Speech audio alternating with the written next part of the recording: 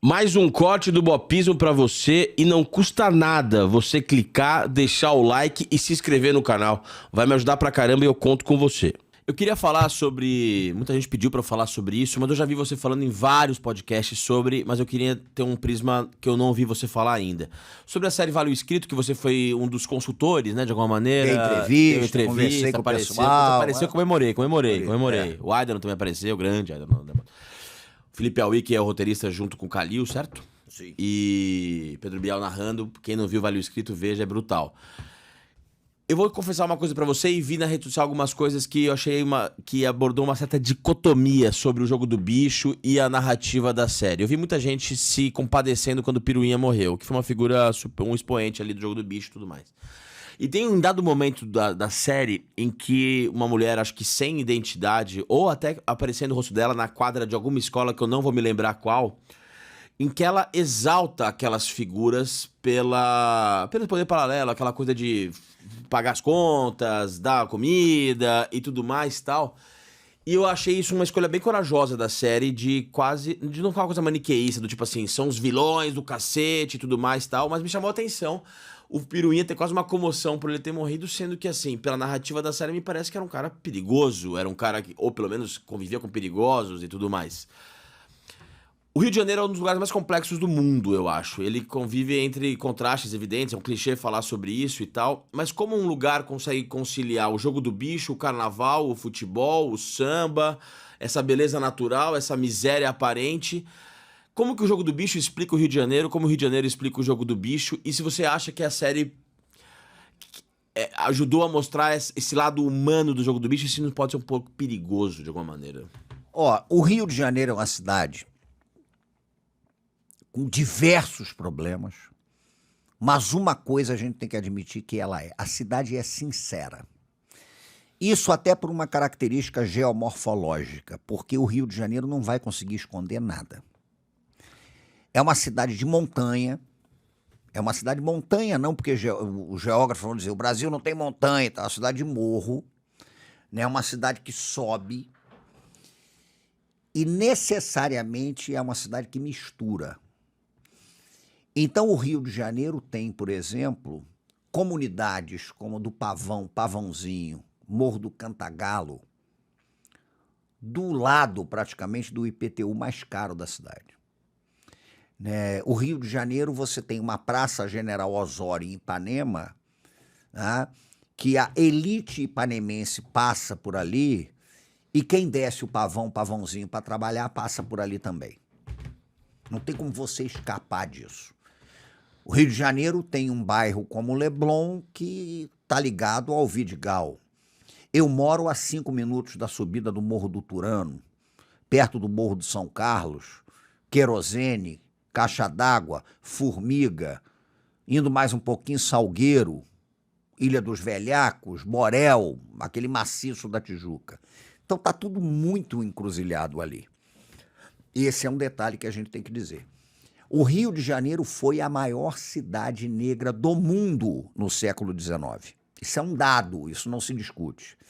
Em virtude da escravidão, em virtude do tráfico de escravizados, tem tudo isso.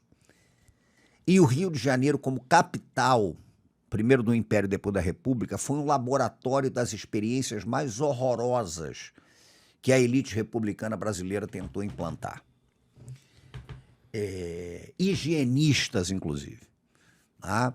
Então, o Rio de Janeiro é uma ferida aberta em relação a esse projeto de exclusão brasileiro, a esse projeto de genocídio dos corpos que não são brancos. O Rio de Janeiro traz tudo isso.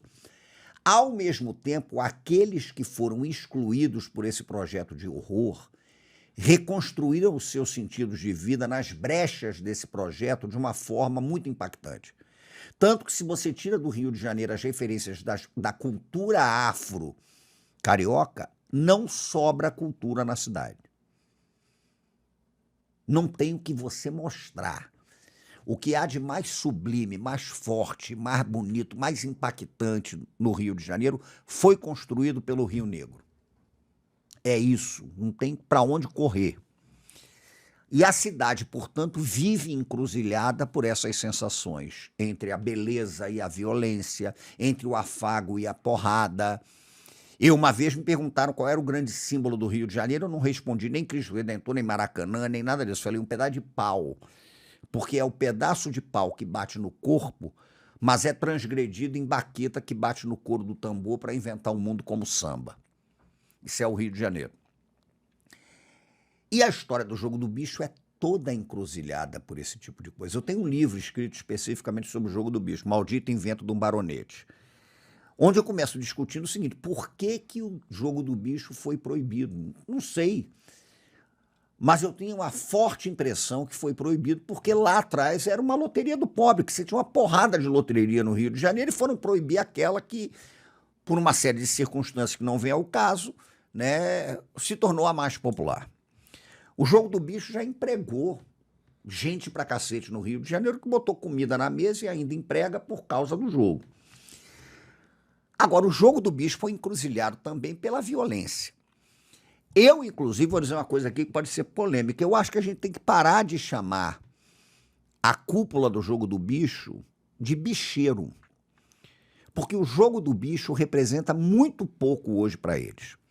O Jogo do Bicho sofreu, quem estuda o Jogo do Bicho sabe disso, um impacto muito forte na década de 70 das loterias que foram criadas pela ditadura militar. Dentre elas, a principal loteria esportiva, que é criada naquele bojo de popularidade do futebol quando o Brasil ganha a Copa de 70. A popularidade do futebol sobe tanto que são criadas a loteria esportiva, a bola dente de leite e o quichute, que era um tênis que emulava uma chuteira. Quando o Jogo do Bicho sofre esse impacto e a rentabilidade cai, a gente vai ter uma formação de uma cúpula entre 75 e 76, e essa cúpula, com muita divergência ali dentro, chega a uma conclusão. A maneira que nós temos de manter a rentabilidade do nosso negócio, porque é uma empresa capitalista, é diversificando isso. O jogo de você chegar e anotar ali na esquina e tal, a rentabilidade caiu muito. Então o Jogo do Bicho vai deslocando os seus investimentos por uma teia de atividades criminosas, que incluem tráfico de arma, que inclui lavagem de dinheiro, que inclui uma porrada de coisa. E vai se estruturando mesmo como uma corporação com características da máfia, mafiosas. Isso é explícito.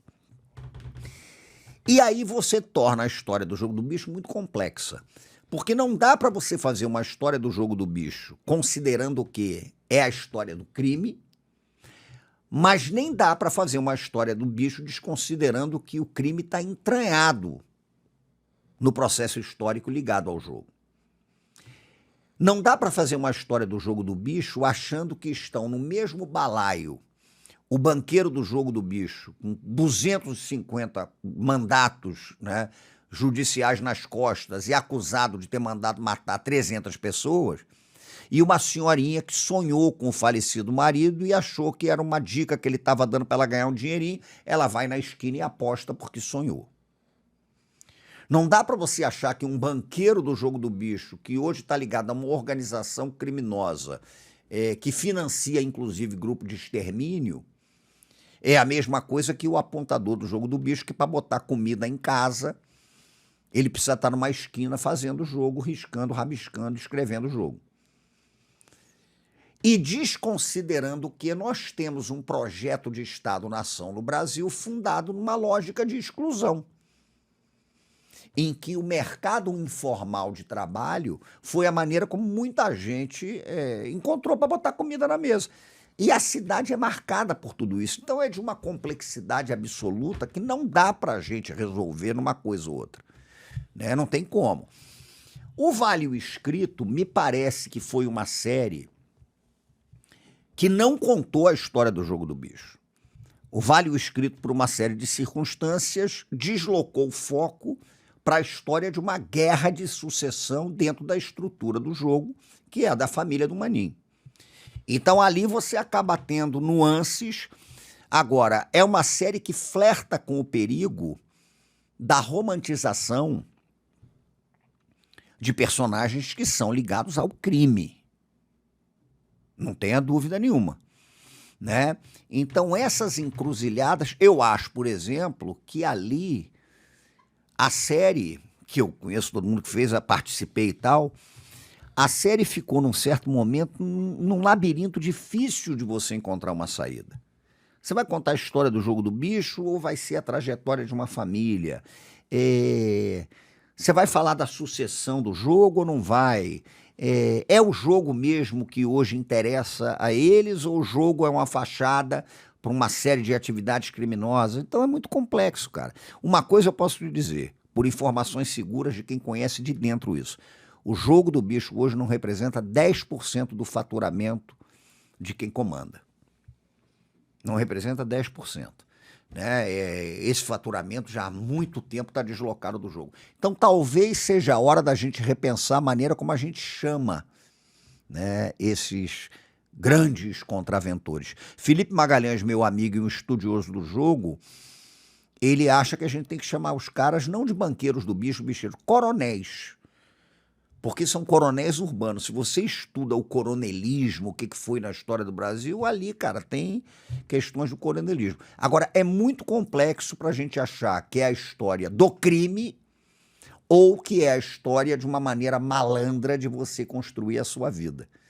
É a história do crime, é a história da viração do trabalhador que precisa botar comida em casa, é a história da senhorinha que sonhou com o falecido marido e aposta no número da sepultura na banca mais próxima.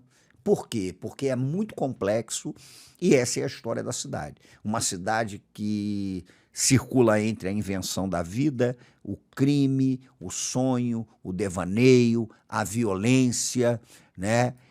Agora é o meu lugar e eu não consigo me imaginar em outro lugar. Eu nasci no Rio de Janeiro, eu me formei no Rio de Janeiro, eu estou envelhecendo no Rio de Janeiro, não sei como ou onde vou morrer, mas eu sei pelo menos onde é que eu vou ser enterrado, e é no Rio de Janeiro.